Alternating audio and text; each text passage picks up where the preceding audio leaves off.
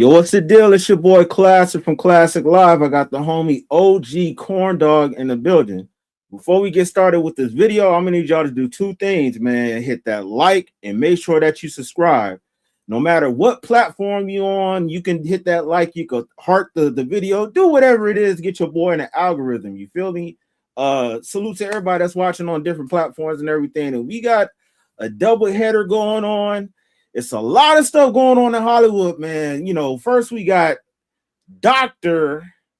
quote unquote Dr. Cheyenne Bryant. She's been making her rounds, and a lot of people not been feeling what she's been talking about. Now, she's a self-proclaimed doctor, you know, and maybe we can talk about the fact of people that scam in the black community, because apparently she went on a TV show or a talk show, and you know what? I wouldn't say a TV show. It was like some type of YouTube show or whatever it was, because she had a profanity laced rant about she don't have to show her mother effing degree, and she don't have to prove X, Y, and Z. So, you know, if somebody has a rebuttal that's filled with profanity about them showing some type of credentials in the age of social media where everybody love to show their accolades and accomplishments, it sounds like she's capping.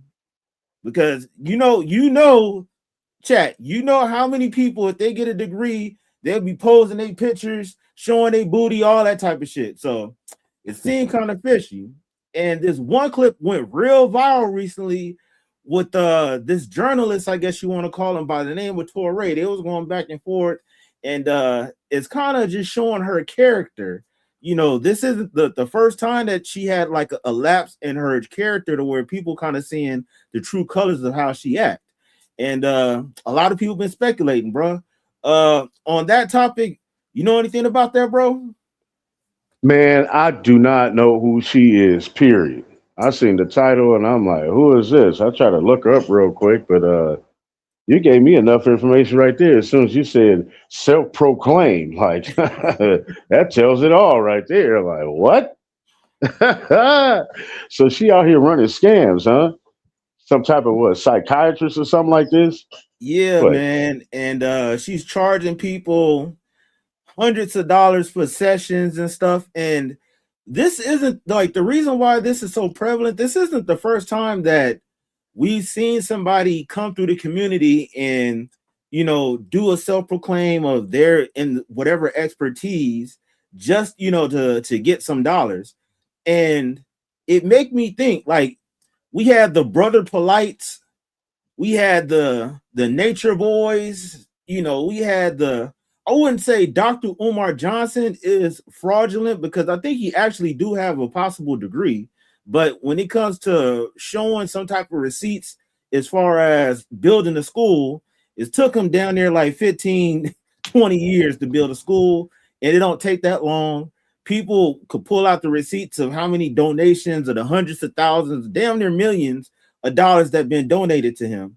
So we've seen this time and time again when we have people of our own community come through and, you know, take advantage of us, you know, and it's pretty sad. Like, my whole thing about that is, I think people that do that to our community is worse than the outside people that they say that always do stuff to our community, because you know exactly where we come from.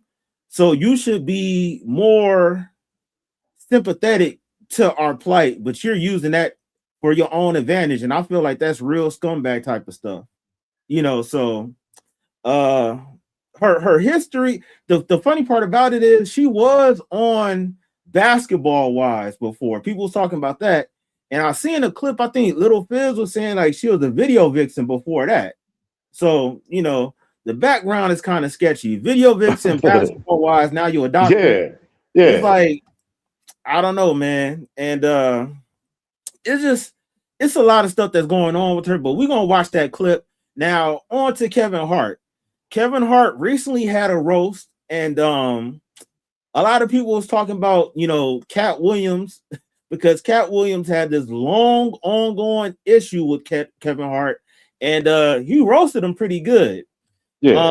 Something that a lot of people didn't talk about was, I think that was Sherry Underwood. She got on stage and she blasted some people. Yo, yeah, she tore it up. Yeah, she did her thing on that. The problem that arose from that whole situation was the fact that one of these comedians made a George Floyd joke to Oh, where that rubbed a lot of people the wrong way. Overall, I think it's, I guess that's dark humor, but it still can be distasteful. You're talking about somebody that lost his life in unnecessary. I'm about to say it's tragic, and I think it was unnecessary. Like it was how he evil. was kind of acting, he was kind of acting erratic, but that don't give the right of the police officers to ignore him saying that he couldn't breathe and all these other things. Like the police officer was really at fault because there was a lot of people in that area at the same time. They're not police, but if they're giving you, hey, you're on his neck or X, Y, and Z, Right. you should try to capitulate to what's going on in that scenario and try to make sure it don't have to look good, but make sure that the person is actually healthy to where he's not, potentially losing his life. So the dude made a joke about that, and I think one of George Floyd's relatives got on a Breakfast Club, and no matter of fact, Kevin Hart got on a Breakfast Club to try to clear everything up, and it didn't go too good. And George Floyd relatives got on the Breakfast Club, and they expressed how they felt about it. So, it's caused a lot of controversy to where people are saying the stuff that Cat Williams was saying about Kevin Hart is true. So, what are your thoughts about that, bro? I did watch the roast. I got to about uh I don't know, after Regina Hall, and then I cut it off. I didn't get to watch the rest. I didn't get to see the joke. I didn't even hear the joke about George Floyd.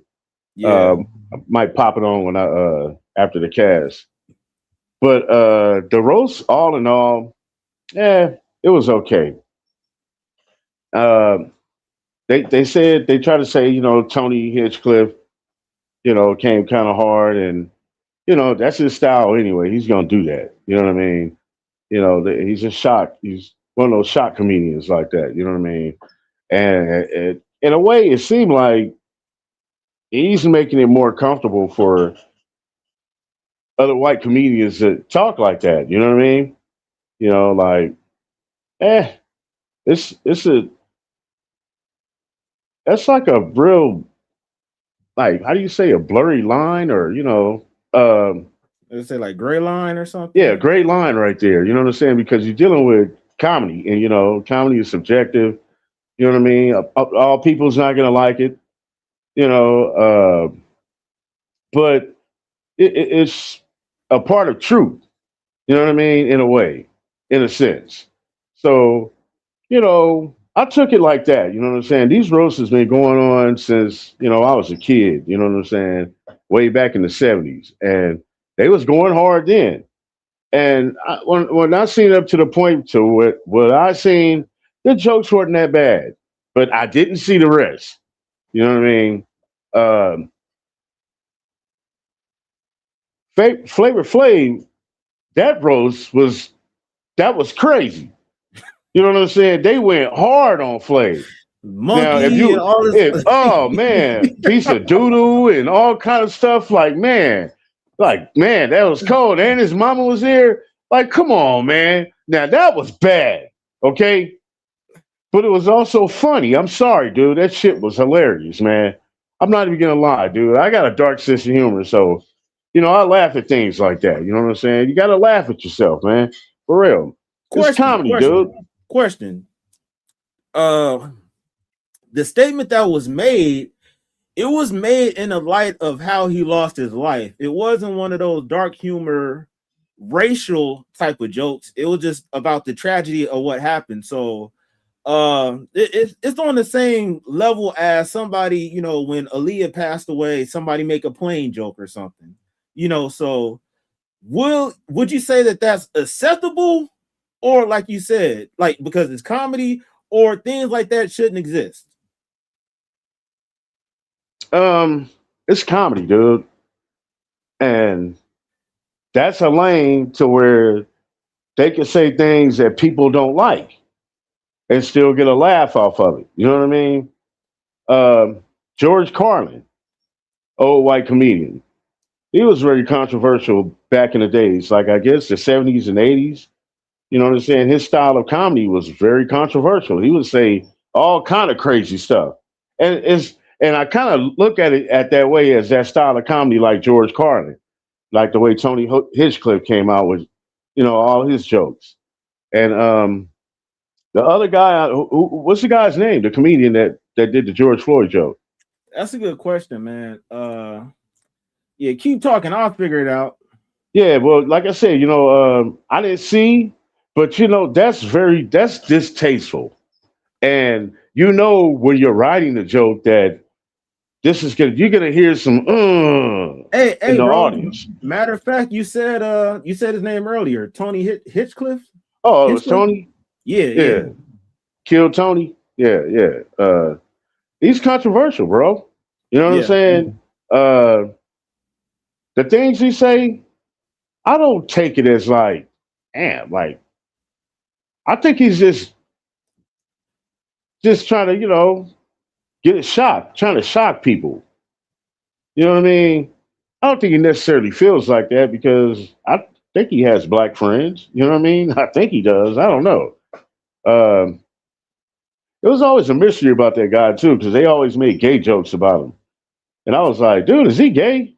You know what I mean? Like, because every joke, every other joke is like it's a gay joke about Tony. They be killing him with that shit. You ever watch Kill Tony? Shit's crazy, dude. Yeah. They say wild stuff on there. But I seen the I don't think I seen that. I seen his whole stand up, his whole roast. I don't even remember that part, dude, with the George Floyd. Yeah. I don't even remember that. It was, I think, if I'm not mistaken, it was like in reference to something that somebody can't breathe or whatever it is, to the point to where people are like, oh yeah, he's talking about George Floyd type stuff. So Yeah, and you know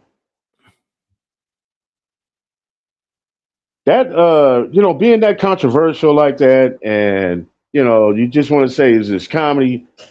You can't get mad at it. But what if you like, at a show or something with other comedians and happen to be other black comedians there and they having a plot, and then next thing you know, you looking like Ray J. You know what I'm saying? So hey, so hey, you gotta be careful what you say for real. They trying to be edgy, and honestly, that could be one of the consequences when you're, because let's be real. I agree with you on the fact that I don't think he was saying that to be racial or anything. I think he was saying like, oh, I know this would like kind of be kind of pushy, because Right. at the end of the day, if he didn't make that comment, if Cat Williams didn't go off the way that he was going off, and the reason why they was talking about it was the fact that, man, Cat Williams, he was meaning a lot of that stuff that he was saying. It wasn't no jokes. So that could have been something that was like crossing the line.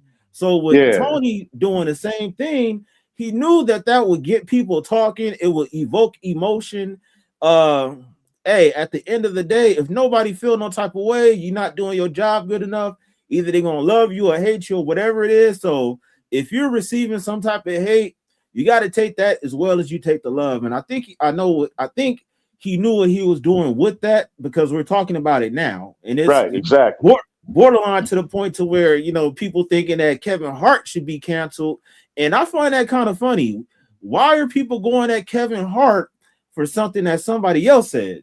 Like, they should be on Tony Hinchcliffe ass about that if that's the case.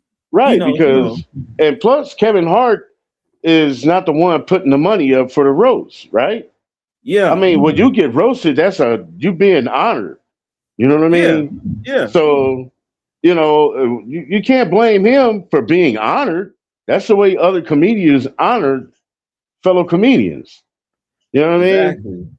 So, and another thing too, man, it's a lot of sensitive ass people out there in the world now, man. You know what I'm saying? Yes. People have to start developing a little bit more thick skin, man. You know what I'm saying? Like, damn, dude, come on, man. Like, sound like crybaby shit. You know what I'm saying? Get Yeah. over it, man. Just get over it, bro.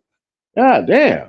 The comedy of today is not the comedy of what a lot of us grew up through, like the Raw, the Richard Pryor and stuff. You Right, know, right, the Robin Harris, right, the Bernie Macs and stuff. That was right, right. very straight to the point and let you know exactly how they feel. And I think, Yeah, like you said, people are too soft nowadays to where you can't say a lot of stuff that's very real. They get offended by it. You right. know, it's considered as quote unquote hate.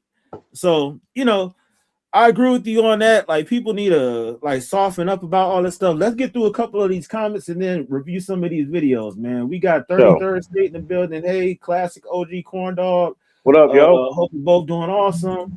We got D Love in the building saying, hey, classic music. Hey, OG corn dog. She said, Hey, yep, D. OG corn dog. She also said the line was crossed with purpose and intention to incite, in my opinion. Yeah, exactly. D Love also said it's like those one type of people who like to get beat up. Hey, for real, when you start Hey, speaking like that, you know, hey, anything can happen. you She know? said, yeah, classic music. She also said, but I also think it was to incite for sure. Uh, we figuring gas and groceries right now. Yeah, man. Huh. 33rd said, bro got the Taki hoodie, bet his fingers red. Just joking. For sure. All right, well, let's get into this first video by of course that one dude, Poetic Flacco, man. So let's see what Frederick. the hell well, you said what? Frederick. Frederick Jala. And let's see what this dude got to say about this stuff, man. So it says the Breakfast Club interview just ruined Kevin Hart's life. Exposed badly. Let's go. Kevin Hart just pissed off black people again and reignited the hate mob against them. Now, his response, I personally don't have a problem with. I just don't think Hey, bro, D-Love said his feedback. it was smart at all to do. He came on specifically to respond back to the recent backlash he was getting because George Floyd family has made it pretty clear they not rocking with Kevin at all. And they made it clear during an interview with Lauren LaRosa when they brought up the Kevin Hart roast and they brought up how Tony Hinchcliffe during this roast, as well as other roasts, disrespected George Floyd, made fun of George Floyd, made George Floyd a subject of discussion when, you know, George Floyd was not in the room, and a roast is supposed to be a roast of the people in the room. Now, he made this clear while talking to Lauren LaRosa, and George Floyd family also did an interview with TMZ. Thank you for joining me.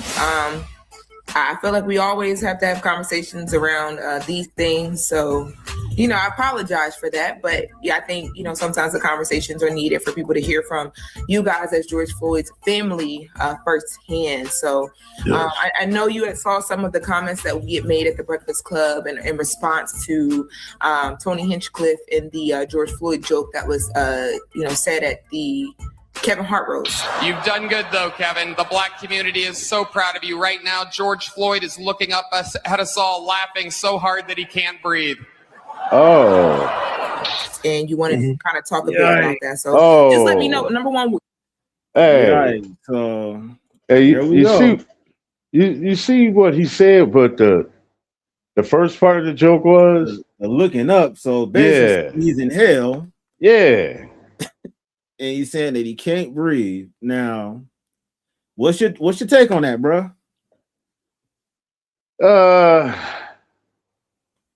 That's not cool, bro.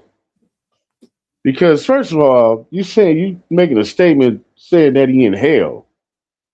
You know what I'm saying? For him to be taken out like that, I don't think so. You know what I mean? Because what I seen was not on a malicious intent, but I just seen the epitome of evilness right there. The way that guy had his face, the cop had his face, the way he looked, the way he stayed stern, and he had his knee right there and wasn't going to move. That was just total evil to me. You know what I mean? So for George Floyd to be taken out like that, dude, there's no way that he's looking up at all. Now that can't breathe part, that's just wrong, man. Like you might get beat up for that. You know what I'm saying? Like celebrities ain't safe like that. You know what I mean? Um, he be pushing the line, man. He do. He pushes the line. He wants to push the line. That's just part of his act. He's going to continue to do that. You know, good luck to you, Tony, on that. You know, but like I said, I think he got a lot of black friends, man. Yeah, that dude. I was about to say, like, it gives me. I can say this because I know, like how you said, oh, he's going to end up getting beat up. That's highly unlikely. I know he probably got security. All right, all right. And one thing, his friends that's on that Comedy Kill Tony show, David Lucas. There you go. He make the same type of jokes. So, right. You know, it's kind of hard to say that, you know, even though it may not be right, I don't think he will be around people that will get on his head or reprimand him about that. So for David Lucas, he was the first one to go viral off of George Floyd joke. Off of Kill Tony's show. Yeah. And I guess he just seen it that way, like, oh, let's get a rise out of him. And you know, David is black. David Lucas is black. He makes the joke, and it was terrible. That was a terrible joke right there, especially coming from a black man. And then you want to mimic the joke. Well, you know what I'm saying? For the shock value of it. You know what I'm saying? Like, you ain't got to do that, dude. You ain't got to really go that far, bro. You know, not just for a joke. Come on, man. Not gonna lie, bro. I think it was unnecessary, but at the same time, it's kind of like I don't know. I don't want to say it is what it is, but it's like what will actually be done about it. You know, if people like is it Joyner Lucas or David Lucas? Whatever his fat ass name David is. Lucas. David Lucas. Yeah, whatever. That dude, he's already crossing the line like that. It's kind of like this gives me the same vibe of how, you know, the whole N-word started and then how we flipped it around to mean something positive. And then now we kind of pick and choose on the people that we feel like it's cool to say it. But in totality, if we don't use it at all, then we could tell other people not to say it. But if you got, you know, black people making the same type of joke, then it's like, then what's the difference between, you know, David and then this white guy saying it, you know? So I don't think David should have said that at all. When I first heard that, I was like, damn, that's cold. Yeah. But it's like, all right, after that, what's going to be done? Because nobody's really going to, like, you know, check him about that. I think they should check him, but right, you know, it's just today people are mad, and then tomorrow is on to the next thing. So my question is, all right, so what's the solution for this? You know, so I don't think that, like I said, I don't think that it was right. That was cold to say that the dude would be in hell and to make fun of how he passed away. Like, yeah, that's kind of, that sucks and shit, but it's just like, I don't know. Again, why the fuck are they on Kevin Hart head about what this dude said? Right. Like, right. Like, yeah, why you might, he's the one being honored. That part. Like, why you guys don't understand that part of it? Like, hey, I'm not gonna lie. People are mad. They saying, how come Kevin Hart didn't say nothing? Basically, he was supposed to get up out of his chair, check him right then and there, and then people would have felt satisfied or justified whatever happened. Most of those jokes was I don't think those are a lot of people that was up there that they didn't write most of their material.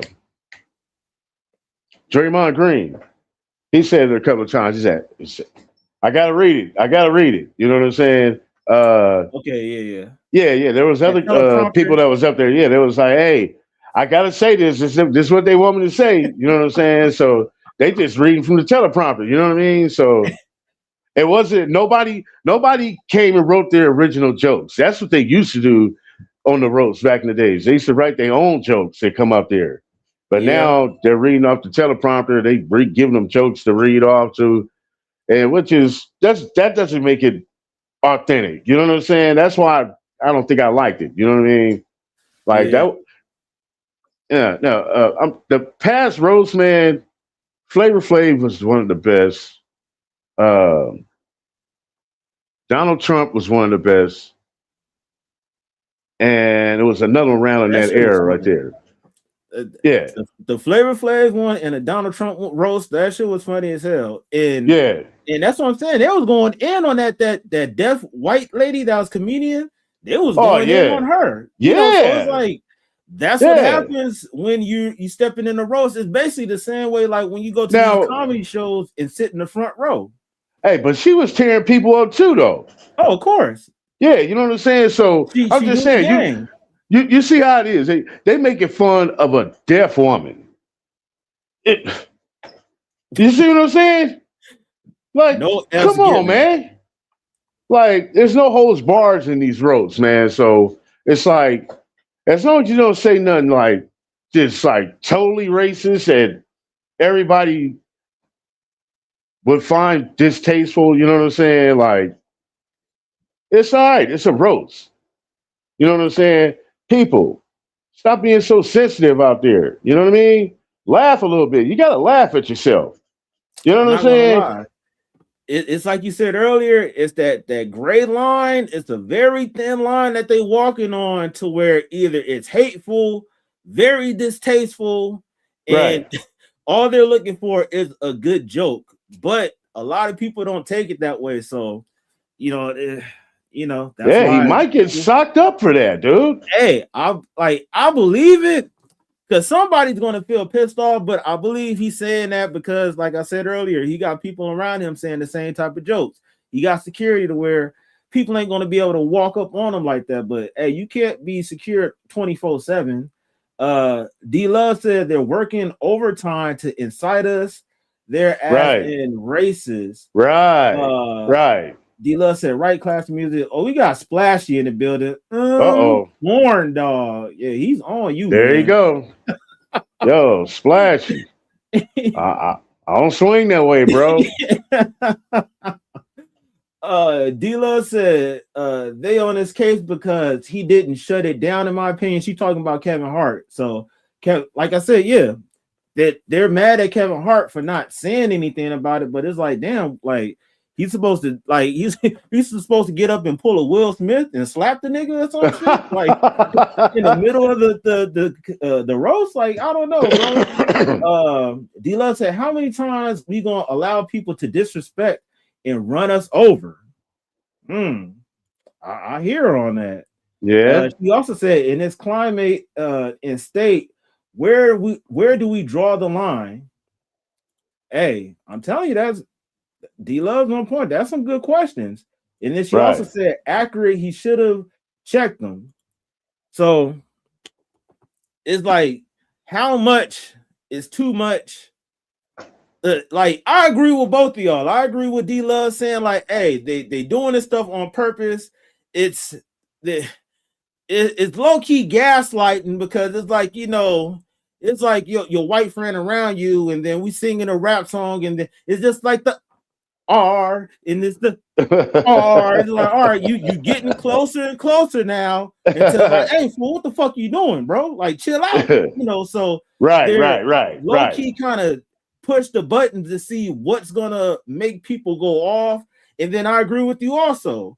You saying that it's comedy, and that's where we have to understand, are these people drawing that line or they're just doing their jobs? Like, a lot of this stuff that's being said, it have to be approved.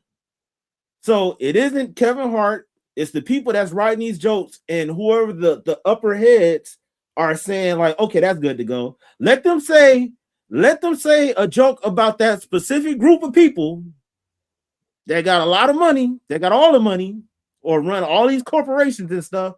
Let them make a joke about them and see how fast they shut the whole roast down. Huh.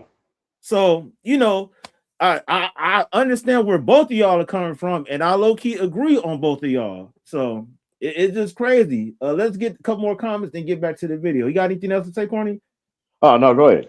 All right, she said, there's plenty of other stuff to joke about. Simple and plain, that part. That's Physical true. attributes, you know, make short jokes all day. So, hey, I agree. All right, let's get back to it. Did you watch the roast just as a Kevin Hart fan, or like did you hear about it afterward? Artlist Studio is here. Shit. The AI All right, here we go. team's creative out. I heard about it afterwards, and I understand a roast. Let me just clarify that. I understand a roast, and well, from what I understand about a roast is about what you joke about that person specifically. So the reason why I felt kind of uneasy is because I was trying to figure out what did that have to do. What kind of punchline was that? Y'all heard me co-sign those sentiments when I made my video on the joke. I just thought, like, how many more opportunities do black folks have to give Tony Hinchcliffe to disrespect us? George Floyd was not in the room. It was a roast of people in the room. He brought up George Floyd because he knew what he was doing. He has brought up George Floyd in every other roast he has done. And that's something the family has also touched on. This man keeps on bringing up George Floyd to disrespect him. He has this weird obsession with George Floyd, and quite frankly, I think the weird obsession comes because he understands that it's going to piss off black people, and that's his aim when he does these things. He wants to piss off black people. You know, he can't thrive without us. He wants our reaction. And yeah, you know, this time it worked brilliantly, all right? We are calling it out because, you know, at what point is enough is enough? So the brother does speak on that. He does touch on how Tony Hinchcliffe made a George Floyd joke during the Tom Brady roast. You know, and you know, and I'm gonna speak from my point of view is comedy. Roast is a roast is without one person. Comedy is to make people, you know, laugh and enjoy themselves. It's not supposed to be where you feel some type of way after you leave the room. You're supposed to leave with healing and happiness, you know, and that wasn't the case. And I'm speaking from my point of view about my brother and from my family, but I'm even gonna go as far as the other topics with Bill Cosby. Those are other people's issues, and you don't know what kind of trauma and tragedy that family was going through. So stick to just who you supposed to be roasting. That's just my feeling on it.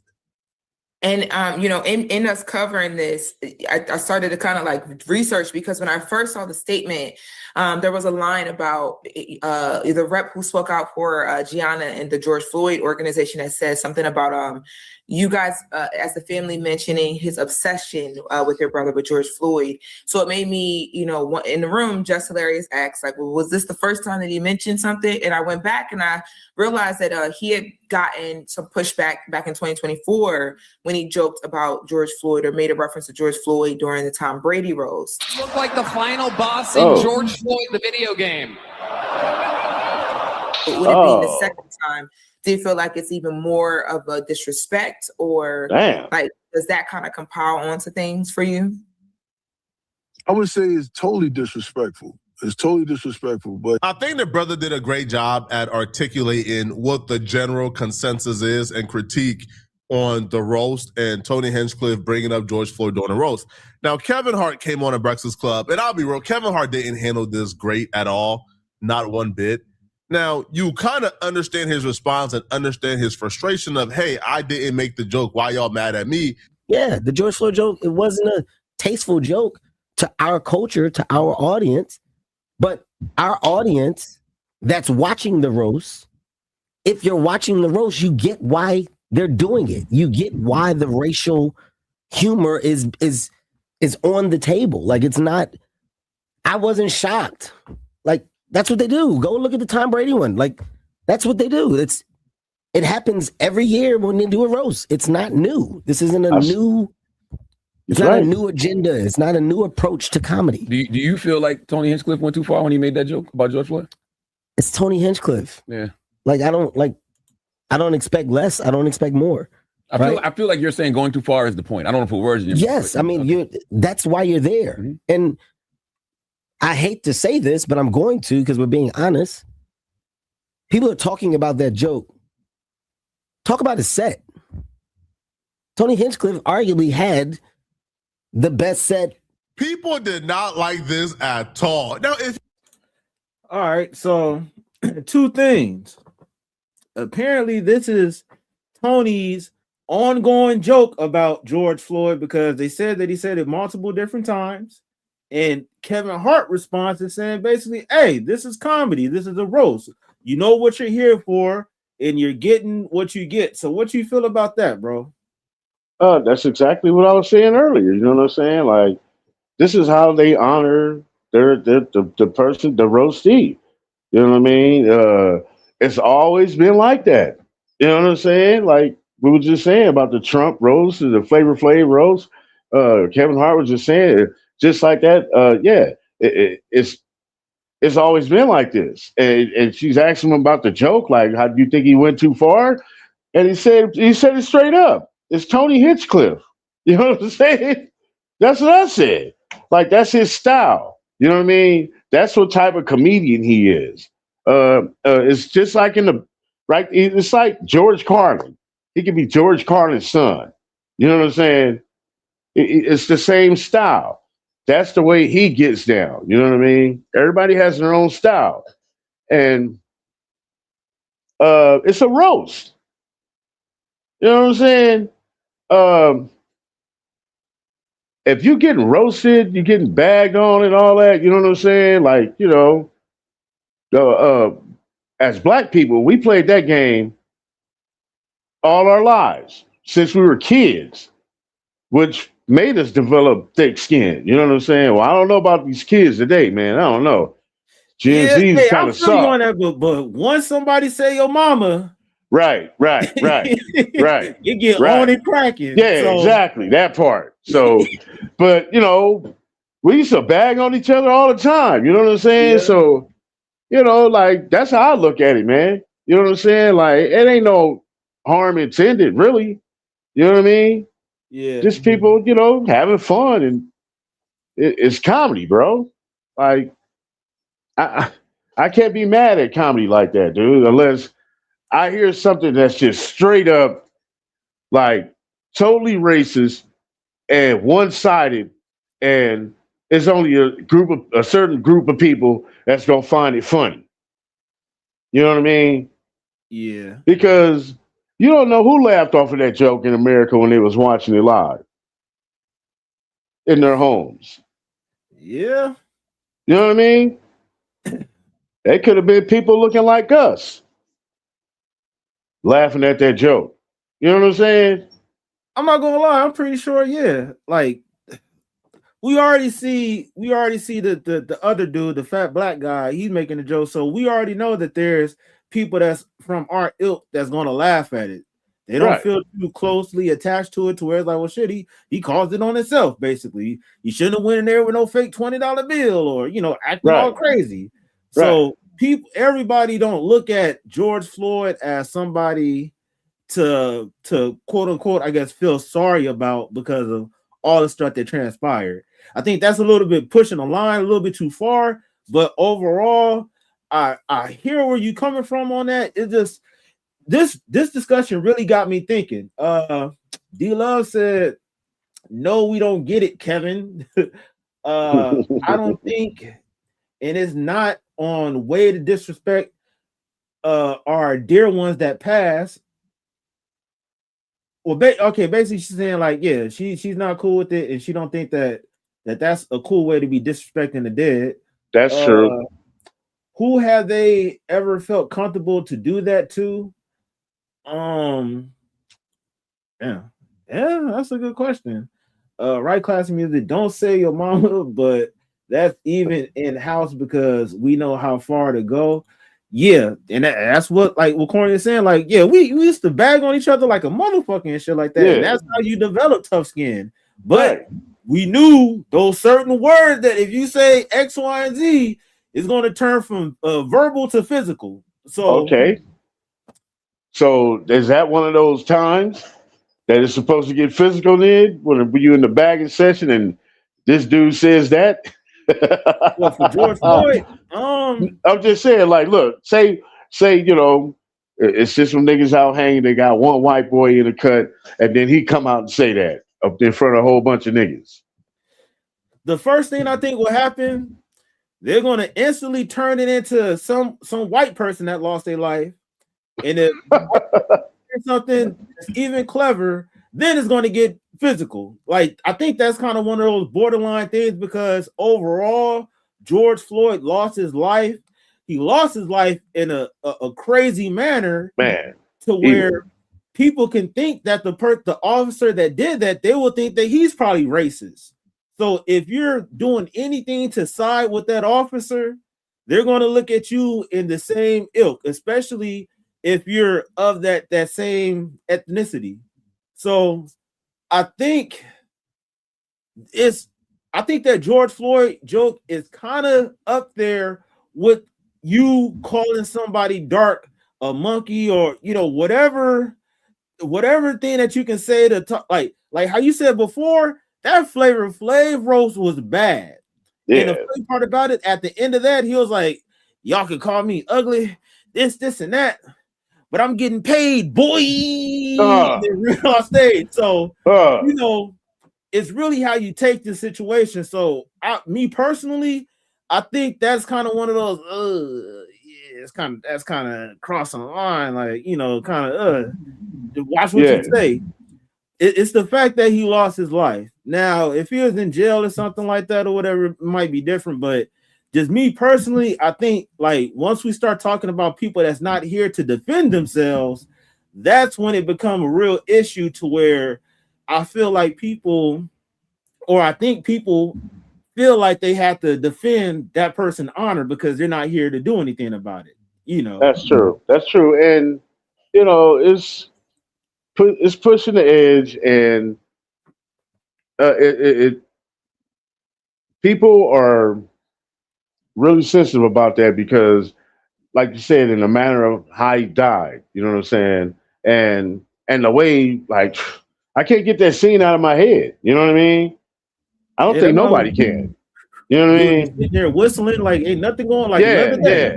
I can't get that out of my head. So when we see things like that as Black people, and we done been through so much history in this country, when it comes to racism and them trying to hold us back and all that, like,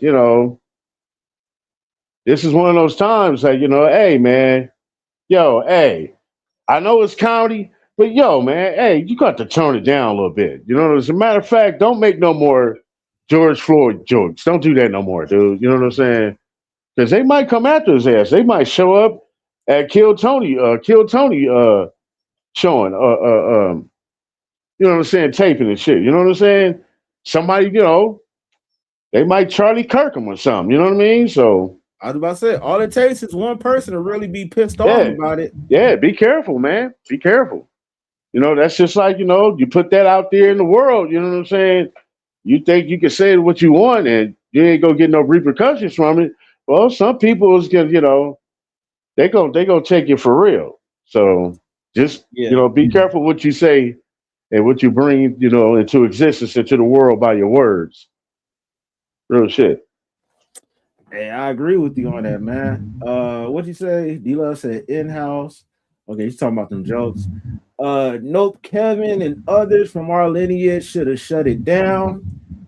She laughing. Physical attributes versus brutal criticisms, in my opinion.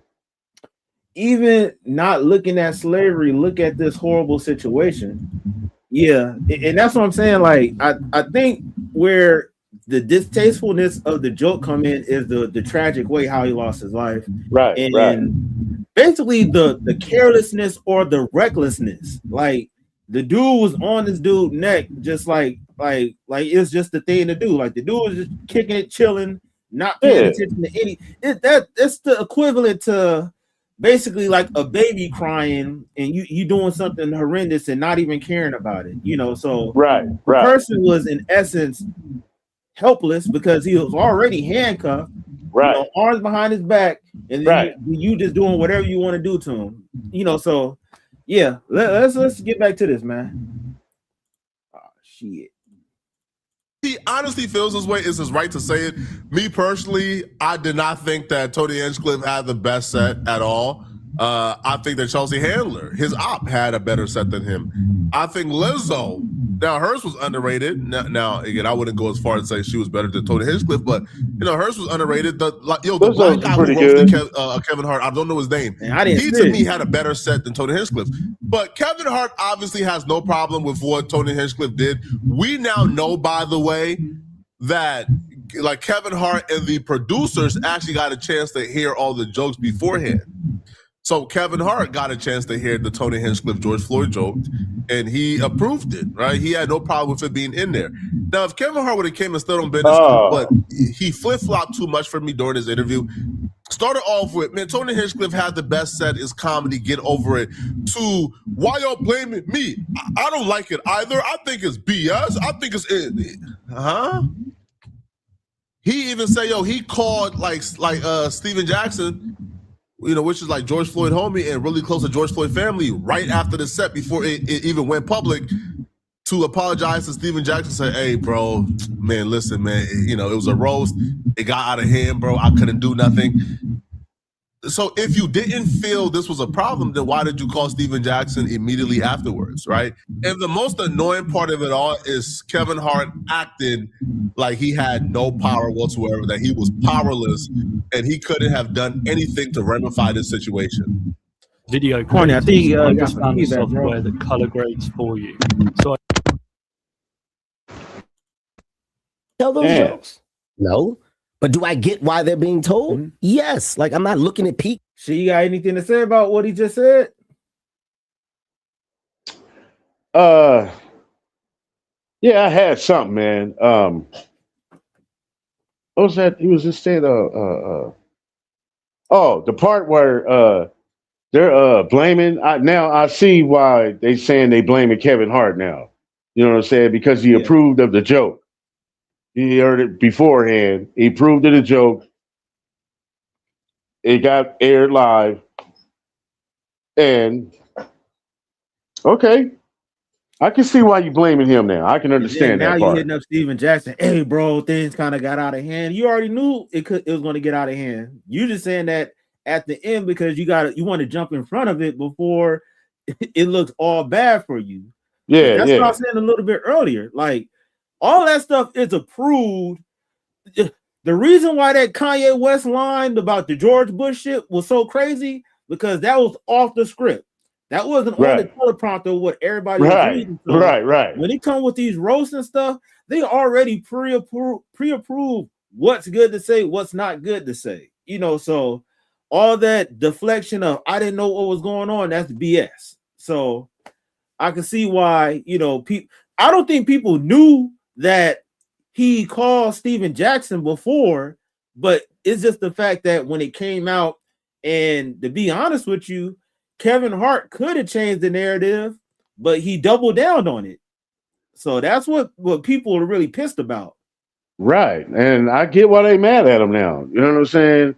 I mean, I guess he really just felt like, okay, we need some, this is edgy. I know it's edgy. Let me just go ahead and do it. You know what I mean? I guess to get that shock value too. I mean, but if he would have just said, nah, man, the joke would have never came out, but we still be talking about this though. No. You don't think so? There was some other racial jokes out there. They're not talking about it. No, that's the only joke they're talking about. I was about to say the only other thing, and that's funny. It's funny how the Cat Williams situation, that was something that was hitting the headlines for a while. And then all of a sudden people started, Well, they were talking about the George Floyd thing a little bit at the same time, but the Cat Williams kind of overtook the other conversation. But now, since the shock value of the Cat Williams stuff died down, this George Floyd stuff is still up there because it's being unresolved. And on top of that, Kevin Hart went on a public platform talking about it, and basically in the public eye wasn't sympathetic of what was being said. So basically, in essence, he gave the people that were feeling pissed off about it a big FU, because he said, hey man, you know, it's comedy. It's what you want me to do? But if you had the opportunity to stop the joke, then basically they're saying you're just as bad as the person that. Yeah, I get it now. I see why they. I get it. D Love said, "Lion bloated tether doesn't represent us." Flacco, Lord have mercy. Was it really that hard to go other places, other George Floyd? Wait, really that hard to go other places other than, what, like talk about other topics other than George Floyd? Right. Yeah, I mean, it wasn't so like much. It's so like you much said, it wasn't necessary. It wasn't necessary, bro. You know what I mean? Could have been other things you could have roasted them, or you know what I'm saying? Come on, man, that was unnecessary. And the thing that's kind of more insult to injury is that the fact that you done this joke before. And I'm pretty sure people wasn't, that was funny. You probably got the same response of, oh shit. Like, why you say that? You know? Yeah. And to carry on with what D Love said, if you're constantly doing that, you're really trying to incite, gaslight, antagonize a reaction and a response. And on top of this, I really hate to put that in there, but just with the fact of how everything is going on politically, with Donald Trump and everything, people already feel like that there's a racial aspect of everything that's going on, so that makes things even more amplified, you know. So personally, you know, I don't think that that's the best thing to do, but I see why they did that, because this is what that happened last week or so, and people still talking about it. It's so happening every day, to where for us to still talk about something that somebody passed a couple years ago that's still prevalent to this day, you know, that says something about it. And I think the people that saw the jokes and approved it, they knew exactly what they was doing. I know that they take that into consideration at the time of days that we are in today. They're looking at, say that because all this other stuff is going on. So of course, that's going to get the right reaction to where people are going to be tripping about it. So, you know, all that stuff is orchestrated. Yeah, controlling the narrative. Yeah, and this is right. D Love said what happened to George Floyd affected the world globally. Yeah, you have people in Europe rioting, protesting. Definitely people out here. So basically all over the world. And that was crazy to see the reaction of what happened in Wisconsin or Waukesha, Milwaukee or something, wherever it was, for that incident to happen. It was just the perfect event, because we had that virus going around and everybody was locked down to where they had time to check it out. Normally, if people was going to their job 9 to 5 working, that'd have been something that happened and they came and went. Hey, I got bills to pay. But since people had time today, cause they was showing up and showing out on it. So yeah, D Love's right. That did affect the world globally. It had people tearing down statues of, you know, all over the place. Yeah. You know, so yeah, because they're trying to get us in these streets. She's saying right, Klasic. Minneapolis, Minnesota, my city. Oh shit. What? Okay. Yeah, man. Hey, it be going down over there for sure. Yeah, they've been in the news a lot lately. So man, if I'm not mistaken, that's like, I wouldn't say that's the birth of where the Kia boys are at, but I know them Kia boys is active out there, like stealing them cars and stuff. Man. Crazy. I'm not looking at Tony crazy. Like, that's what I know what you're going to do. I know your style of comedy. Did you see the interview that I did with Terrence Floyd, George Floyd's brother? No. So he said, No shot to you. No, I expected you to kind of be the person that would like stop it right in the moment or just not allow for certain things to happen. And he also said he wanted you to come harder. He said if they going to joke, why you ain't come harder with your own jokes? All right, racist jokes, I guess. This is actually a good thing to give a rebuttal to. See, then they talked about my dead mom and my dead dad. Said that they were running a train on my mom. Yeah. Right? It was the double entendre. Yeah, that was Regina did that. Right? Yes, oh wait, that's right. You probably should say the jokes about Kevin was on a slave ship in a bottle with like the ship in the bottle. Like, I'm going to appreciate humor. I don't get affected by the attempt of humor. I get it, right? That's funny. In this case, like, do more. It's my production. We're live. The more is what? Like, what is it that you expect me? You want me to take a live production and stand up and fight Tony or have a reaction? Like, Tony told a joke. It wasn't a tasteful joke to us. We didn't like it. Okay. Hey, man, that joke.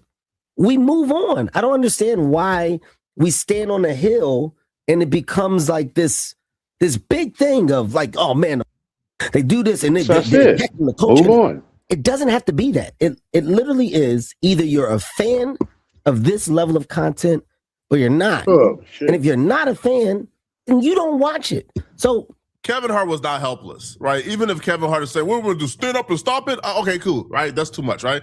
You had a mic. You had your time to come on afterwards. You had the last words on the show. You couldn't use your voice as a comedian to counter the hate. You couldn't go at Tony Hinchcliffe on the mic. If these people are getting every opportunity to verbally abuse us and be nasty towards us and put hate towards our way, then why can't one of us take that mic and go at him and go at Tony Hinchcliffe and go at Shane Gillis and speak up for us? Cheryl Underwood attempted to do so, but she's a woman at the end of the day, man. Right? Like, as a comedian, she probably ain't on the level of a Kevin Hart.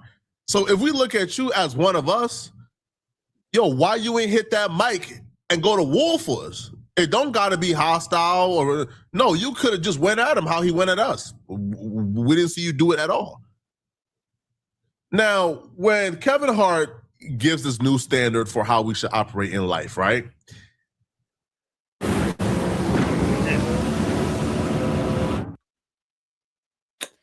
Yeah, man, this is one of those, as Back on Fig would say, one of them wobblers. For real, huh? If you don't like it, don't watch it and ignore it. Imagine if we had that standard for everything in life. You know, Chud the Builder? Chud is going around calling random black people the N-word and victimizing them in person. If the standard was, why critique something you don't like? Just don't watch it. So black folks should have been quiet. Man, I'm gonna cut that one short. Hey, you talk about Chud the Builder. They had some Chud the Builder copycat. I said that. I said it was gonna happen. F around and found out. He sure did. He found out. He found out everything. He sure did. And it's gonna be more. It's gonna be more. I thought I seen another guy too, man. Huh. Yeah, to be honest with you, there's probably been multiple people. I'll say probably 2 or 3, but there was. Hey, good luck to you guys. Huh? I said good luck to you guys. Oh no, yeah, you know, yeah, that's what I'm saying. Like, you messing around with the wrong person, you're not handling it in the same way. You're not going to get the same results and the same outcome. Right. And you know what? To be honest with you, it's sorry that fool ended up losing his life doing some stupid shit. He could still be here today, but he wanted to do some dumb shit, and he found out and he fucked around with the wrong person. Now, yeah, well, you know, that's what happened. The Darwin Awards. You do stupid shit, you get stupid results. Right. You know, so it's unfortunate that's one of the reasons why I believe that what Chud the Builder was doing was dangerous, because when you have copycats doing the same thing, you're not going to get as lucky as the 6ix9ines, I'm about to go to your hood, record for 5 seconds, and then bounce. You get some copycats doing that, they're going to catch the wrong person that's actually out there. You're going to be stuck in a situation where you're going to be on the news. Yep. So, and that's happened before. Yeah, like, man, it was the dude that was out here. Yep. Talking about you from the takeovers going to the projects, spitting on everybody's signs and all that. It's a takeover. Fuck your hood. Fuck your hood. He ended up getting unalive.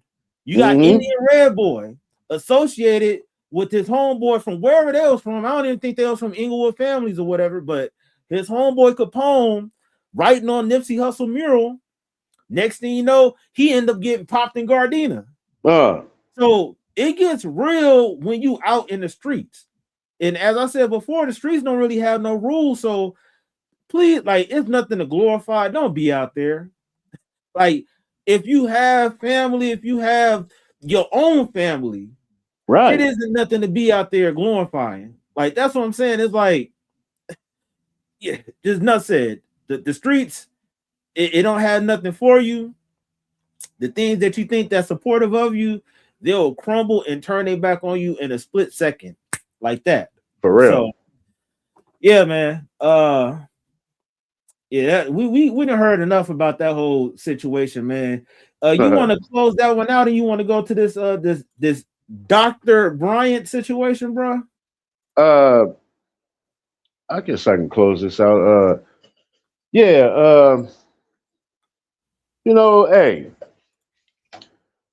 the man Kevin Hart was honored by the roast. I get why everybody's mad at him now because he approved of that joke. He heard the joke prior to, it was said live, and he approved of the joke, and he should have never approved it. He shouldn't have never approved it. That way we wouldn't be talking about this right now. You know what I mean? We'd probably be talking about some other joke that Tony Hinchcliffe did. You know what I mean? Tell you the truth, because somebody's got to say something about something.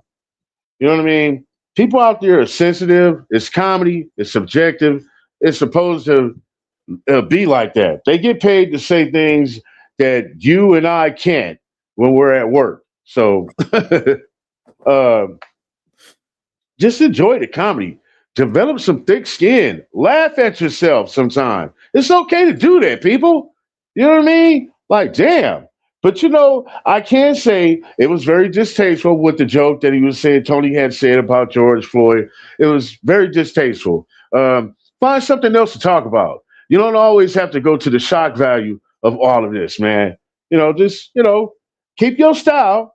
But, hey, don't just go that far. Don't, you're going to wind up getting a bump on your head. You know what I'm saying? So be cool, Tony. Chill out. Yeah, that's it. Yeah, I agree on what you were saying. It definitely was distasteful. There were a myriad of other things that you could have discussed, but why go for the low-hanging fruit of somebody that passed away? I also agree, you're right, it's comedy. People should develop tough skin, but on the same note of that, if you say whatever that you say, just be ready for whatever consequences that come with it, and don't say that people absolutely are going too far with it. It's the same way somebody spit on somebody and then you end up unaliving them. You can't tell them how to react to whatever disrespect that you put out there.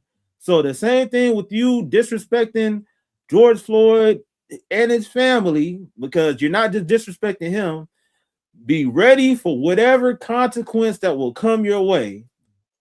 Karma in life have a funny way of making you eat your own words and have you revisit some of the things that you choose to bury. So true. So, hey, be safe out there. It's a cold world, man. Yeah, it is. Real talk. Now we on to this doctor, man. This video is like 10 minutes, so we're not gonna have y'all all night. We're gonna do our commentary on this and keep it pushing. Now, Dr. Bryant, this is old clip that resurfaced, man. A lot of people are questioning, like, what the hell do she do? She says she's a doctor. I don't know if it's the doctor, but who knows? So, you know what I'm saying? We're gonna get into Fawcett Media. It says Dr. Bryant completely crashes out on Torre. Now, Torre, I don't really like to fool my damn self, but hey, at the end of the day, a broken clock could be right 2 times out the day. So I don't agree with the clip that I saw. And I think it says a lot about her character. So let's get into it, man. First of all, Torre, first of all, Torre. Why don't you let me wrap the show? I'm ending the show. First of all, what is the point of interrupting me? First of all, we're getting out of here. Like, what is the point? What is the point? It says go to voice when you're talking to me. Lower your voice when you're talking to me. Damn. You're acting very, very gentle, very soft, and very feminine. And this is the problem. Oh, wow. Okay, so we've already went over Cheyenne Bryant's credentials or lack thereof in previous videos. So I won't spend time re-explaining that. What I want to talk about today is how this clip was suspiciously uploaded on the Truth Talks Live page the other day. There was a show that Cheyenne was on with Torre and Frank Ski and Ariva Martin, where they had kind of a panel online show. I think it started on Fox Soul. They haven't had any like new episodes, but they seem to be clout chasing off of everything that Cheyenne Bryant does, including her podcast interviews. But in this one, Cheyenne Bryant crashes out on former MTV journalist Torre. And shout out to Torre. I was actually featured in Torre's latest video, actually talking about Cheyenne Bryant, about why she's not a doctor. That's where Cheyenne is. Appearing to be lying about something like this is better than being unmasked as not a doctor. Why you sound like that dude? She has only financial aid documents showing she paid for a doctoral program.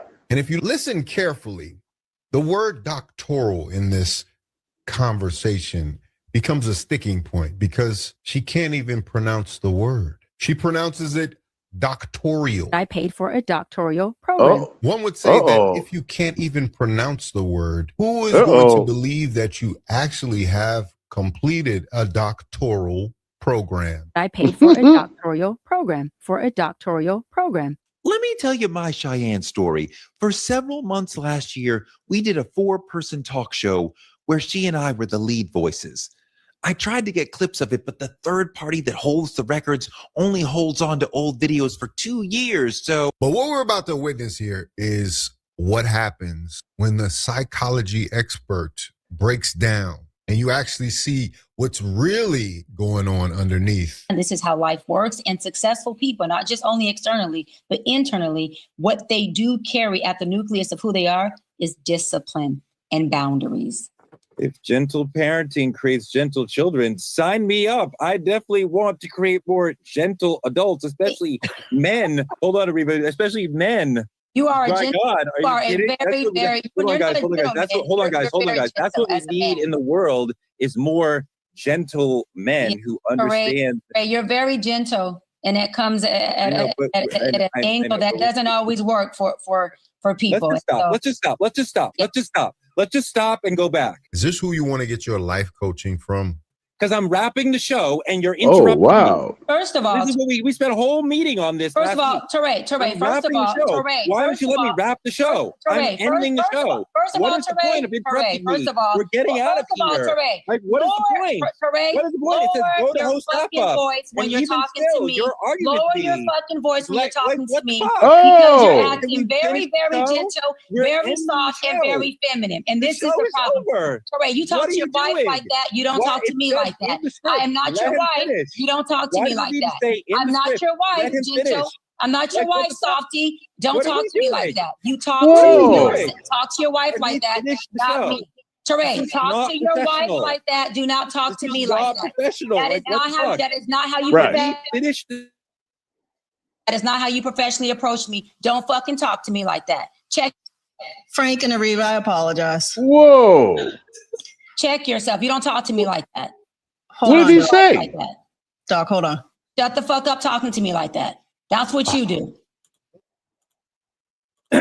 Shit. I ain't never heard a doctor say shut the fuck up. But me neither. Okay. And another thing, how come whoever was the host of this show, it looked like the executive producer pulled up, but how come they muted Torrey and he was the one getting scolded and she was able to cuss him out, you know, with no problem and no accountability? Like, I think that's very telling to her whole doctoral degree and everything. Like, it seemed like I'm not gonna lie, in her personal life, I think she might like the same sex. Nothing's wrong with that. I like women too. So, you know, it is what it is. But, you know, I think that's one of the reasons why that she's so quick to emasculate men, because as what she was saying, they softy and you talk to your wife like that. You don't talk to me like this. Shut the fuck up and all that other stuff. She's really crossing the line, bro. Yeah. And like, I don't see why she got so upset in the first place. I don't think he was raising his voice at her. You know, he cut her off when he had the floor to speak. Right. And he was for interrupting. He was just trying to make his point. That's all. And for her to be doctoral, whatever, she said she got a doctoral program. Doctors, where do you go get a program to become a doctor? What the hell? You got to go study for that. You know what I'm saying? Hey, shut your ass up. Man, part of her whole story, she was saying like, oh yeah, you know, the college that I went to, it was in a fire and then all the files got destroyed. Typical bullshit from somebody that's lying. Whoa. A lot of red flags. Okay, you said she was on Basketball Wives. Was she a doctor then?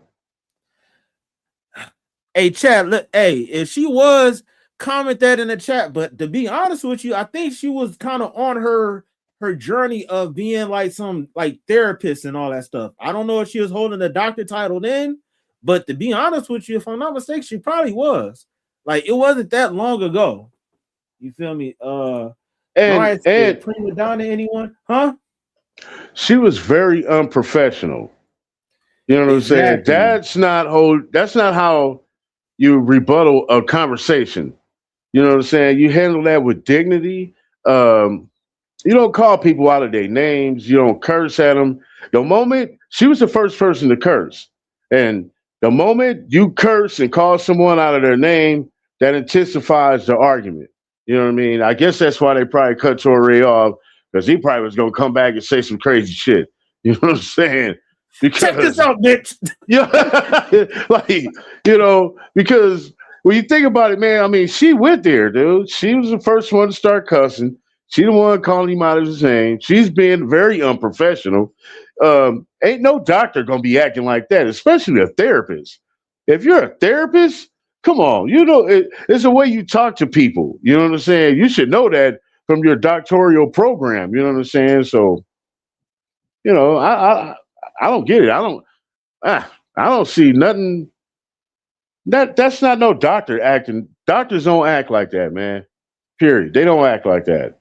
And this is kind of like another way how she was acting on the other show when she was addressing her whole degree and everything. Because like I said before, she was saying, I don't have to show a mother effing thing, and y'all don't have to F this and F that. Very flagrant with their mouth. And to be honest with you, if she really did have a doctorate degree, you wouldn't have to. If people was asking me, hey, did you have a YouTube channel? I'm not gonna say, mother effer, you should be checking it. Yeah, you know, I got one in X, Y, and Z. This is where you can check it out. But when somebody is lying about something, of course they're going to try to shame Kevin Samuels once again. What's that? The shame, guilt, the need to be right. I forgot how he said it, but all those things happen when you deal with not all women, but a particular type of woman, and especially or just somebody that's lying. They're going to try to make you think that whatever you're saying is totally wrong. And in actuality, she's the one that's in the wrong. D-Lo said, who's taking life coaching when everybody experience is different? To be honest with you, yeah, the people that see that you live in this abundance lifestyle, people want to, you know, jump onto that. And That's why social media, everybody show their highlights. So if they're trying to sell you some type of course, then hey, pay me $500 per session and you can be rich just like me. It's a lot of people that's trying to figure it out. So you never and that's why I forgot who I was telling this. There's so many different lanes out there. You just need to find your niche, what you're good at, and you could be making money. It's 2026, the internet is out there. You can become a millionaire from home. So it's certain people out there that will want life coaching experiences, but I wouldn't want it from her, especially seeing how she talked to that dude. Yeah, and another thing too, man, her talking like that, she was on the defense. You know what I'm saying? And when you talk like that, you being defensive like that, that shows the guilt. You know what I'm saying? You can see it right there from the way that you're talking, and you don't have no true credit on, or you said that everything burnt up. Go get that from where you got it from. Go get it. You know what I'm saying? I'm sure they got that on file, that you graduated from a program, a 2-year program or something like that. It's probably how long it took you, because it's a program. It's not even a real. Come on, man. This ain't real, man. Fugazi. It sounds like she got scammed. Tell you the truth. Man. Yo. Hey, for real though. Hey, Brian said talking over her got her riled up.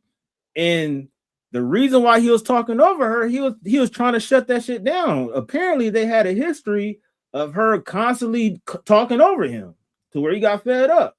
Yeah. D-Lo said he didn't say anything. She was ready for verbal combat is all, in my opinion.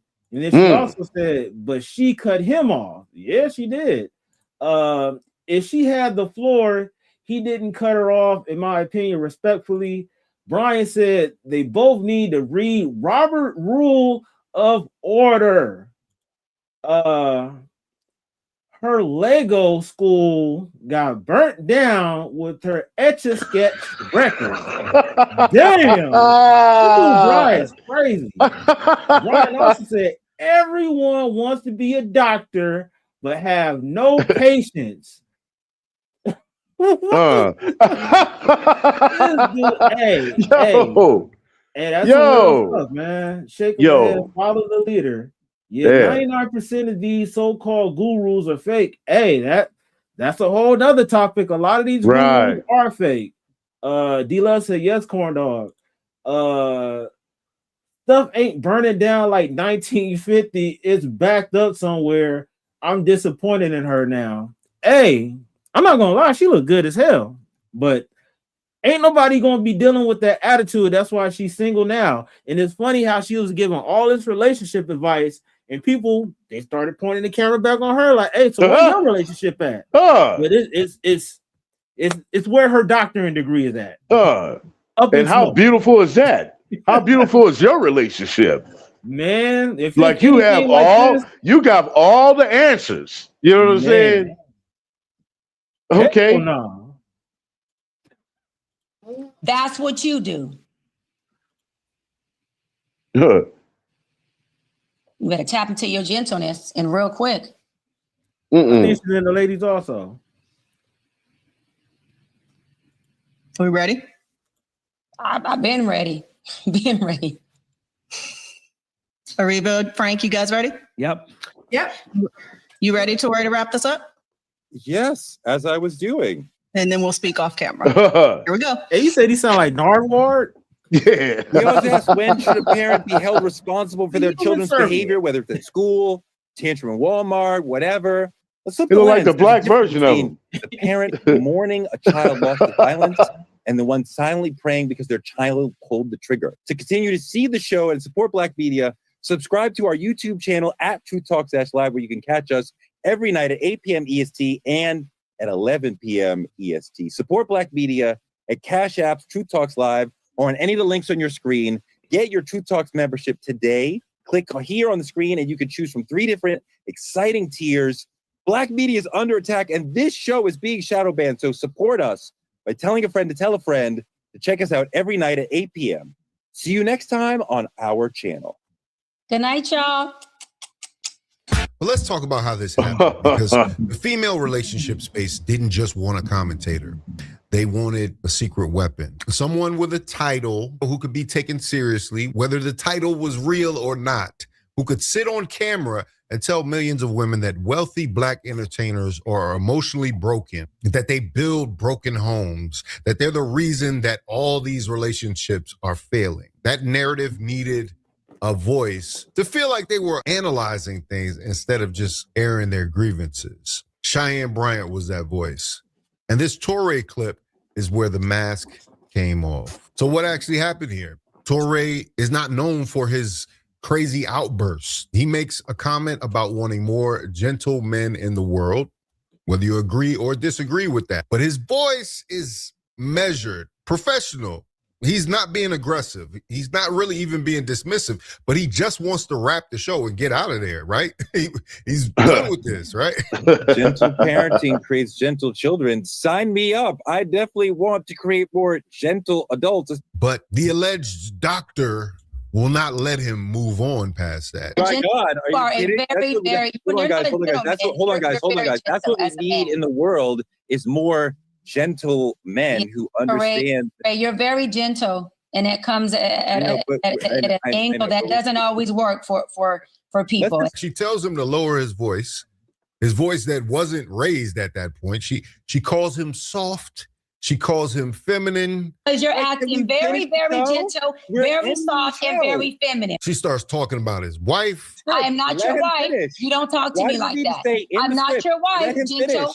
I'm not your wife, softy. Don't talk to me like that. What does his wife have to do with any of this situation, right? She's just trying to insult Touré. You don't talk to me like that. Play that back and think about what's actually being said. You know, the calm demeanor of Touré, you know, is exactly what a lot of women tell men they're looking for, right? They want somebody that can be calm and understanding and speak to them in a way to try to get through to them. But now that in Cheyenne's mind, that's weakness.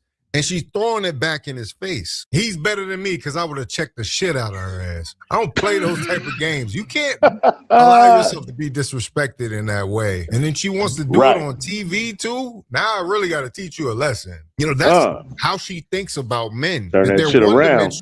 Because you're acting very, very gentle, very soft, and very feminine. And this is the problem. Touré, you talk to your wife like that. You don't talk to me like that. I am not your wife. You don't talk to me like that. I'm not your wife, gentle. I'm not your wife, softy. This is exactly what she does to the men she analyzes on these podcasts. Her alleged sessions that she's had, which look like podcast interviews to everybody else that has half a brain cell. But she applied that to Touré, who was trying to reason with her, trying to tell her something professional that she should have known. I'm trying to wrap the show. But when she talks about emotionally unavailable men or men who can't communicate, what she's describing by her own behavior in this clip is men who don't communicate on her terms. But these families are still broken. Every child cannot have Papa in the house with them. So some child, if not all, will end up with some kind of deficit without daddy being there. But those are selfish acts at the expense of your fear. And yeah, that is a low functioning behavior to say that I'm going to build these houses and put kids and these beautiful women and kids in them, but I ain't going to create a home in them. I'm going to wait till I dissipate my fear to find a wife where I'm still going to be fearful with, because there's no such thing as not having some type of nerve or some type of feeling behind marrying somebody. And then I'm going to build a home with her while all these other beautiful babies have houses. Instead of telling you about how Yeah. Hey, so what's your thoughts about the whole aspect of what Touré was saying, that there need to be more gentle parenting? I guess they mean like don't be so aggressive when you're parenting. Like, you know, I've always been an aggressive parent. My parenting skills are aggressive, meaning I'm pretty much like a drill sergeant. You know what I mean? So, gentle, that's something I can't be when it, you know, come to my kids, because, you give a kid an inch and they gonna run 3 miles on your ass. So, you know, that gentle shit don't play with me, man. It's not with my kids. They, my kids, we used to have a game, right? I used to tell them, if I see you do something, I'm gonna flip this slipper up in the air. You're gonna see it go in the air. I'm gonna catch it. When I catch it, don't let me hit you in the head with it. I'm sorry. I'm telling you, man.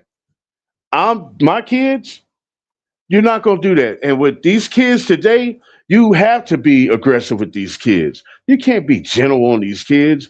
These kids are going out here doing crimes that adults are doing right now. You know what I'm saying? So if you would be gentle with them like that, they're gonna feel as if, I could do anything I want with no repercussions. I could do what I want. That's what it is. Not with my kids. We know you're gonna learn about these repercussions. You know what I'm saying? You're gonna learn that when you touch a hot stove, it's hot. That's why you don't touch it. You know what I'm saying? So being all a gentle parent, nah, I don't agree with that. Now, when he said gentleman, I get what he meant by that. You know what I'm saying? He's a gentleman. You know what I'm saying? He doesn't cuss at women like that, or he didn't turn back and talk to her like how she was talking to him. He was being a gentleman. You know what I mean? So I get that part. And she's like, "Oh, you're soft." You know what I'm saying? That's not soft. He's respecting you, and you don't even see that. You know what I mean? Like, you blind to the fact that he's a true gentleman, and he's not treating you like how you treating him.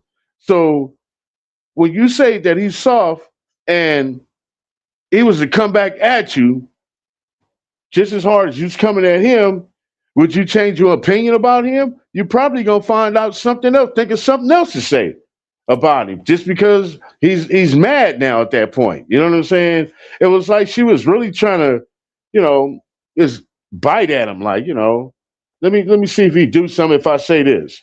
You know what I'm saying? And a lot of women do that, man, because whenever you have a problem with, like, say you dating with some chick maybe about 3 months or something, you know what I'm saying? And things going good, and then all of a sudden you guys finally get into an argument, and then she says the worst things.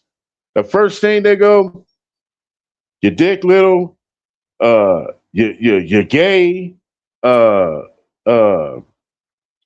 other shit. You know what I'm saying? Some crazy shit. They always go for that shit right there. You know what I'm saying? So, hey, man, I think Torre was in the right there, dude. Like, it was showing that he was a gentleman, and he was trying to explain that to her, but she didn't want to hear it. Yeah. You know what I mean? So, and usually when a woman is like at that point right there, that's when I don't want to hear it. I'm walking away from the conversation. I'm out of here. You know what I'm saying? You can talk to yourself now. You know what I mean? I'm gone. I don't want to hear none of that. That's now you trying to destroy my joy now. You know what I'm saying? So, nah. She ain't no doctor. That's my point. Hey, she ain't no doctor. And to go with what you're saying, it's apparent two of the things it's obvious.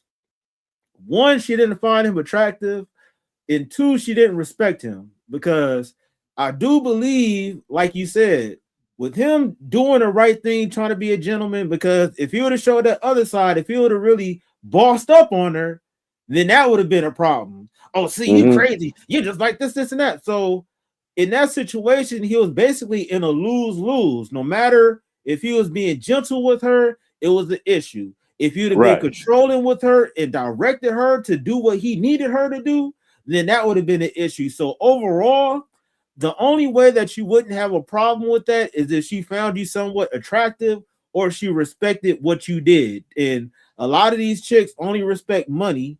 So if you was just balling out of control, or where you could have multiple women, then that would have been something that should have been more put into place. But that whole interaction said a whole lot about what she think about men, how she handled them. And I don't think it's necessarily just him. And to go back on the gentle parent thing, I don't have any kids or whatever, but I don't agree with the gentle parenting because I believe that's one of the reasons why the kids are walking around soft nowadays. The only thing that I think that should be different a little bit, I think these parents nowadays should actually, take more time explaining certain things to their children because, I'm basically from the generation of, hey, you do what I tell you to do. You don't ask no damn questions about it. But I believe if you kind of not scold them or lecture them, but if you let them know the reason why I'm telling you this because X, Y, and Z. A lot of our parents didn't have time to explain that, but maybe if you took the time to explain that to your children, they might know the significance of how bad that they're messing up, other than just, oh, the stove is hot, So that's the only thing that I think that should be implemented that's different from the older generation to the new generation.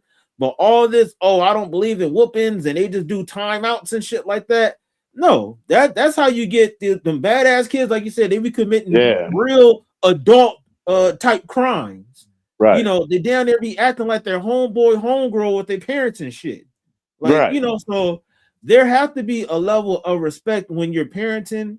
I don't think everything should be whooping, but there's a time and a place for that, And then there's a time to where you got to sit down and tell them, game them up with certain things of why you're not doing this, why you should be doing that, the importance of whatever it is. So, that's why I was shaking my head earlier when he was talking about that gentle parent stuff, because I don't agree with that. And then just with her in general, she's not no doctor, because what type of doctor act the way that she acts? Right. Very unprofessional. You know what I'm saying? Yeah. And I don't think nobody should be taking no life lessons from her. Hell no. Especially if she ain't got her own, man. And hey, what they say, they be saying single people be keeping other people single. Right. They be giving you the same broke ass advice that they be taking that got them nowhere. So, D-Love said, be gentle with your lady. It handled the world. And Corny did speak on that. I think, like, because I picked up on the gentle parenting thing, but he also was saying being a gentleman.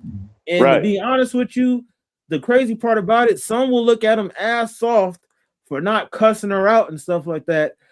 They'll look at him like a punk, but to be honest with you, it takes a lot of restraint, a lot of maturity not to stoop to the level of what others do. So, hats off to him, because you trying to embarrass me on this public platform, bitch. Who the fuck you talking to, ho? He made himself look like the bigger person right there too, bro. Hey, and that comes from maturity. And this dude's not proclaiming to be no doctor or nothing. Like that's one of the things as far as being a man, you definitely have to have decorum and not be emotional. That's something like you was talking about earlier. Instead of emotionally responding, he mentally responded, and that took him. He processed that whole shit pretty quick, because it could have went left to where it had been a barking match like a motherfucker. But even with him being muted, it didn't seem like he was going off at the mouth, So, I don't agree with the soft parenting, but I agree how he handled that situation. And sometimes, being a gentleman, like that's why certain people certain men act like dogs, because it's damn near damned if you do, damned if you don't. If you put your jacket over a puddle for this chick, she gonna be going for the next dude that got a clean jacket. So it's like dating in this era is kind of crazy, man. D-Love also said she degraded her brother. We don't do that. See, that's why I like D-Love, man. D-Love, she right. Man. You know what I'm saying? But I need you to handle the world, be soft with me, though. Exactly.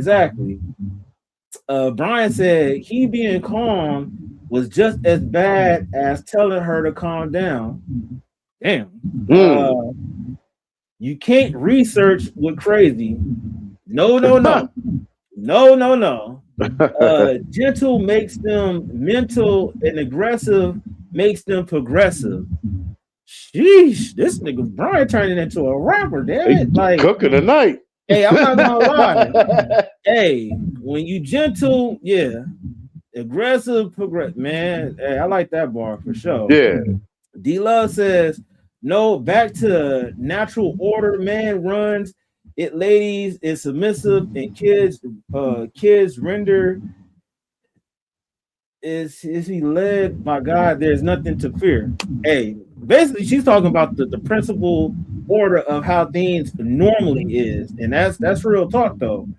And that's the problem. We kind of got away from that, and so many organizations like Black Lives Matter on their mission statement, they was talking about we're here to uproot the traditional family unit, meaning that it isn't supposed to be man and woman. It's supposed to be, it can be girl and guy. That's a whole nother topic, but yeah, which is not traditional. Exactly, and that's the stuff that's being pushed, and it's being camouflaged into these different organizations to where you think that they actually care about us, but they don't, and they put it in plain writing, but people don't read that. D-Love says, what I don't like about that was he was respectful and she was brash to make him look soft. And who do that? An evil person. She knew the platform where she was on, and she knew the leverage of what she was. The crazy part about it is she can act bad like that, and it will still be people. You saw how the man got cut off. He couldn't say nothing, but she was able to say, "Oh, your mother this and that." And then the executive producer, which was another woman, another black woman, she didn't say anything. Oh, okay. Are you done? All right. Okay, I'm gonna talk to y'all. I'll talk to you after everything is done. So, you know, some people like to see men get emasculated because the position that we had in society for so long, you know, people get mad at that. If you love someone truly, those thoughts don't come to your mind or cross your mouth, in my opinion. Yeah, she's talking about what you're saying, like, you know, you have your first blow-up conversation, then it goes to scorched earth about, you know, just all the bad things said about you. D-Love said, no, she's not a doctor. Brian said, maybe her favorite toy ran out of batteries before the show. This dude is stupid. Hey, for real though. D-Love said he don't feel no need to get back up on her. That's not in him. He saw for the broken lady she is. Yeah, and sometimes it ain't worth arguing. It's like, yeah, I know exactly where you about. I'm not going to give you that energy. Why strike when someone is already broken? Hey, that's real talk though. Brian said, when I was a kid, me and the basement were best buds. Damn. D-Love, that's a fact. Classic. Right, Classic. Brian said, I'm curious to how that convo after the show went. Man, I don't think it went anyway like how it was on show. D-Love, I know, right, Brian, the philosopher. That's funny. D-Love, you never understand. No circumstance supposed to make our men look soft before anything because he is our head lead. Yeah, some people don't look at it like that though. So that's the crazy part about it. We look extra weak when that happens. Hey, that's real talk. D-Love, yeah, for sure. And then Brian, yeah, hey man. That shit is funny. I don't know what happened to with Corny, but shit. Let's finish up this video real quick. Let's say we want a bee explaining the law of gravity, and boom, in 1 second you have everything. So in Cheyenne's mind, Touré is a soft target. The same way she attacked Cam Newton and Nick Cannon because their demeanor didn't give any real pushback to the narrative that she had running prior to interviewing with them. Somehow that they're bad fathers just because they're wealthy and they have a lot of children with different women. But here's the part that matters most. She's supposed to be the mental health professional in the room, the person that's an example of what emotional regulation is supposed to look like. Shut the fuck up talking to me like that. That's what you do. That's what you do. Licensed therapists aren't just held to a standard because of ethics boards. They're held to it because dysregulated behavior from someone in a position of psychological authority causes real harm to the people around them. It destabilizes them. And that's why her operating out here without a license doesn't hold her to those same standards. So she can maneuver how she wants to. And when you have a platform of her size and people give you constant exposure, she's spreading bad habits like these to her audience. This woman is a problem. This woman is a menace. And she's out here doing stuff like this. It's embarrassing.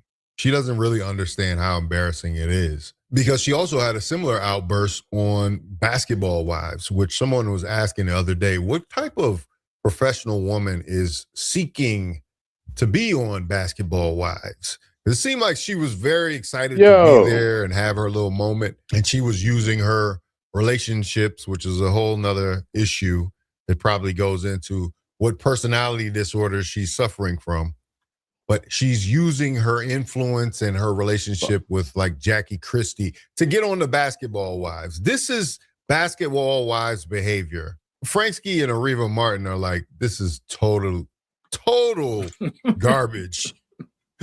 And I know they're regretting even signing up to be a part of that show when a person like Cheyenne is behaving in this way. But you know what? Her audience deserves better. They deserve someone who can actually model what they actually are preaching. Someone whose framework doesn't collapse at the slightest discomfort, resulting in a temper tantrum the second a coworker disagreed with them on camera. Totally unprofessional. And as someone in the entertainment business, this would be a fireable offense if she wasn't needed in this situation. The unfortunate part about this is the show probably was struggling. I don't know if they were even paying them people to be there. I guess Teray was probably getting some money some kind of way. It seems like this is just for the exposure at this point. But anyway, man, let me know what you think about it in the comments. If you like this video, like. Yeah, salute to Fawcett Media, man. It's unfortunate. D-Love said, I'm so disappointed in her. You know, it is what it is. I'm not gonna lie, like I said before, I think she looked fine. The crazy part about it, I looked it up. It said that she's 43. She looked low-key kind of older than 43, but you know, because the first thing, the crazy part about it, the first thing people going to say, oh, you must like men whenever you try to correct a female about, you know, her ill behavior, and it sucks like that, man, because we do be having some of the baddest looking women, but then when we get to their personalities and attitudes and stuff, it's like, yeah, I'm cool. It's like I'm cool on the headache. Like nobody wants to deal with no headache, you know. So yeah, because you'll be fighting all the time. You can see just from the attitude that you already know that this is going to be a war. You know what I'm saying? She's going to say something that I know that she's going to say something that I don't like. You know what I mean? It's only a matter of time. Yeah, you just know that she's going to say something out of pocket, and you don't want to go there. You know what I'm saying? Put yourself in a trick bag. Don't do that. You know what I'm saying? You got to think, man. And I think that's what like Torrey was dealing with. Like, he's like, you know, I'm tired of this motherfucker. Every time I got something to say, you fucking cutting me off. Hey. And then she wasn't trying to have that. You know, man, that's irritating, man. And the thing that make it worse is the fact that, like I said, she looks good. So there's going to be some type of simp that's going to be willing to take whatever verbal abuse that she got spewing out her mouth. And that just make it worse for anybody else that come in line afterwards. Brian said, crazy make you age faster. I ain't gonna lie, yeah. Yeah, all that stress and all that shit, man. It's just, it's crazy, man. D-Love laughing. Yeah, man. We don't have to go all day about this. Just give me your final thoughts about this, bro. Final thoughts on Dr. Cheyenne Bryant. First of all, you ain't no doctor. You ain't never been no doctor. You ain't gonna be no doctor. That program you got, the doctoral program, that's all false. You know it's false. You know you've been scammed, And now you out here scamming other people, talking about you a life lessons coach. And let me show you how to keep your relationship tight and all that. These are all the answers to keep your relationship tight. I might not got a man, but I'm going to teach you how to have one and keep one. Man, shut your ass up. Nobody want to hear that shit. You out here selling all these false narratives, and you a whole complete falsified woman. You know what I'm saying? Your attitude is probably why you ain't got a man. And you ain't got the qualifications to be out here giving people advice on that. Shut your ass up. Period. That's it. Yeah, that's real talk, man. I definitely don't believe that she's a doctor. It's crazy that we have a lot of these scammers in our community that's using these titles, and then when you get up on them about it, then they want to cuss you out and say that you some sellout, but they're really the sellout because they're just doing a disservice for our community, you know. So it's very unfortunate that this lady got all this stuff going on, but she really brought it on herself. Now, Brian said women are like scenario, women like are scenery? Like scenery. Women like scenery, looks beautiful from afar, but get too close and you start to see the cracks. Yeah, you know, if I was if I was his wife, I would have popped up like, what you got going on? Hey, that's real stuff. Hey, D-Love don't play, man. He's a doctor like Jermaine from Philly, aka Umar. Damn. I said it earlier. I think Dr. Umar, he might have his doctorate and all that stuff, but what he's doing with it, I think that's where the issue comes with it. You know, D-Love says, say that OG corn dog. Brian says somebody called Pickle Rick on her. Who the hell is Pickle Rick? Rick and Morty. Oh my God. What the fuck? Rick turned himself into a pickle one day. Oh, man. D-Love said, if we could view each other as individuals, it would be different. I totally agree. And unfortunately, I don't know who really gave her start in her platform, but hey, and Ray J was one of her clients where, you know, he pushed her up on a pedestal and everything. So that's what I'm saying, man. It's like it's crazy that they be making the wrong people famous, and they be giving props to the people that be doing some of the most evil, destructive ass things, man. So, you know, I really don't know what to say, man. I think we talked enough about both of these topics. Had a hell of a live tonight, man. I appreciate Splashy for pulling up. Appreciate D-Love for pulling up. Brian for pulling up. And everybody else that's in the chat but not saying nothing in the background. Appreciate all y'all. Man, we do this every Tuesday, Thursday, and Saturday, man. So, yep. And Brian said, and you saw what happened to Ray J. Yes, we saw what happened. Live. Yeah, he's not a doctor. Yeah, it's been broke down several times. His reaction is just like hers. Yeah. And we could talk about the scammers in our community and stuff, but we're gonna have to do that on the other note, man. Shit. Hopefully, y'all have a good night. See y'all on the next episode. Peace. Yo, you now rocking with classic music. Now what I want you to do is hit that like, subscribe, and comment on this video. Yeah, let's get it.